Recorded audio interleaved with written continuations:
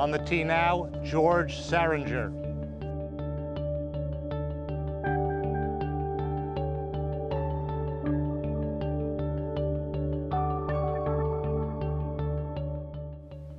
This year's inductee into the National Senior Amateur Golf Hall of Fame is George J. Zahringer III, the consummate career amateur.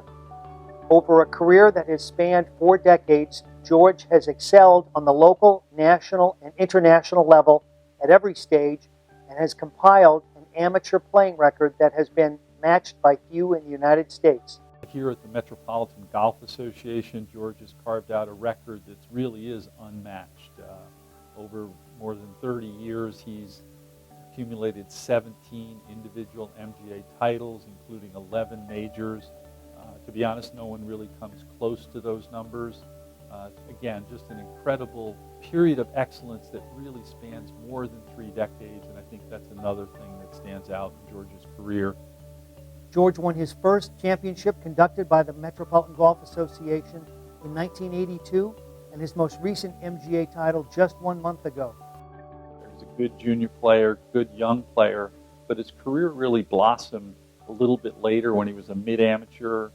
And I think it's really a testament. He wanted to become a great player, and he put in the time and effort to make sure that that would happen. When he was absolutely at his peak in terms of amateur play, he's a dominant player for years and senior player now, but as an amateur player, going into a Met Amateur that was out at the Meadowbrook Club in Long Island, gets to the first round, and he's playing against a fellow who was excited to having made it to match play. And after 16 holes, George is 2 down. I mean, we watched him walk from the 16th green to the 17th tee, and by his attitude and the way he carried himself, you would think he was about to close out the match. He was so upbeat and positive about it, knowing that, hey, I'm probably a better player, and it's going to show, and sure enough, wins 17 and 18, and then in extra holes wins the match. And that's the kind of competitor he was. George and I go way back. I think the very first time I met him and played with him was 1982 at the Met Open at Montclair, New Jersey. I happened to win it, but we were paired together in the last round with Jim Albus. And I was thinking, who is this long-hitting amateur? he was really good. George was the first player to win both the Met Amateur and the Met Open in the same year, and has captured an amazing 10 MGA Player of the Year titles, along with countless other local and regional championships. I was always sort of taken by the fact that some of the best professional golfers in the area would make reference to the fact that George was one of the players to beat in the Met Open. He's a real general on that golf course, and there's not many amateurs in this country that can think their way around the golf course like George can and use what he has best that day. As George has moved into the senior ranks, there's no sign of him slowing down. He has won back-to-back MGA senior amateur titles the last 2 years. Things like fitness, nutrition.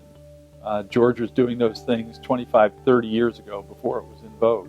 He's established a great game working with Jim McLean on his long game, years and years ago. And he has a beautiful golf swing that stands the test of time. This is Mike Davis of the USGA, and I'm very honored and pleased to be able to make a few comments about George Zahringer.